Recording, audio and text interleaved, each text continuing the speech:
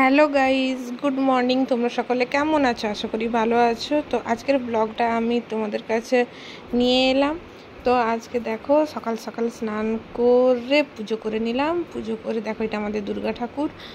তো পায়েল রান্নাঘর and blogs চ্যানেলটা অবশ্যই তোমরা সাবস্ক্রাইব করবে, লাইক করবে, কমেন্ট করবে এবং শেয়ার করবে। তো এখানে দেখতে পাচ্ছ পুজো টুজো করে রান্নাঘরে তো আসতেই হবে, চলে এলাম।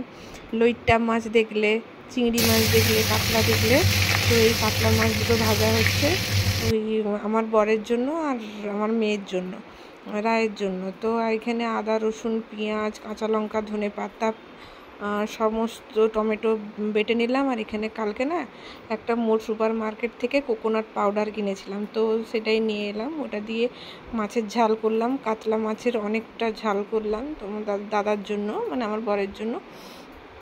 তো যাই হোক, তো সমস্ত মশলা দিয়ে জিরে, ধনে, কাশ্মীরি রেড চিলি পাউডার, নারকেল দুধ এইসব দিয়ে আমি করে নিলাম। তারপরের মশলাটা দিয়ে করে নিলাম ওই আদা, রসুন, পেঁয়াজ, কাঁচা লঙ্কা সব কিছু বাটাটা দিয়ে করে দিলাম লইট্টা মাছ। তো দুটো রান্না রেসিপি তোমাদের সঙ্গে শেয়ার হয়ে গেল। তো এইভাবে তোমরাও জানো করতে। তো যাই হোক, একদম লোটে মাছটা ঘাঁটা ঘাঁটা হয়ে গেল, ঘাঁটা হয়ে কষা কষা একদম তেল ছাড়া করে নিলাম। তো আজকে সেরকম কিছু রান্না নয়।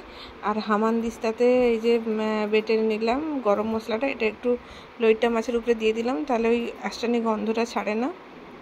একটু লেবু দিয়েছি কিন্তু স্কিপ করে গেছি। আর এখানে মুসুর ডাল ভিজিয়েছিলাম, সেটা মিক্সিতে বেটে বড়া করেছি, বড়া করে আলু দিয়ে পেঁপে দিয়ে রায়ের জন্য ঝোল করেছি। আর ওর জন্যই কাতলা মাছ ভাজাটা থাকলো, এই আর কি। তো রাই বলতে আমার মেয়ের কথা বলছি। তো এটা সিদ্ধ হয়ে গেল, এখানে ভাত বসিয়ে দিয়েছি। আজকে এইটুকুই আমার রেসিপি। তো এই রান্নাই দুপুরবেলা তোমাদের সঙ্গে শেয়ার করলাম। তো তোমরা কি কি রান্না করলে আজকে, তোমরা অবশ্যই কমেন্টের মাধ্যমে জানাবে। Bye, ta-ta. অবশ্যই চ্যানেলটি সাবস্ক্রাইব করবে। ভালো থেকো, সুস্থ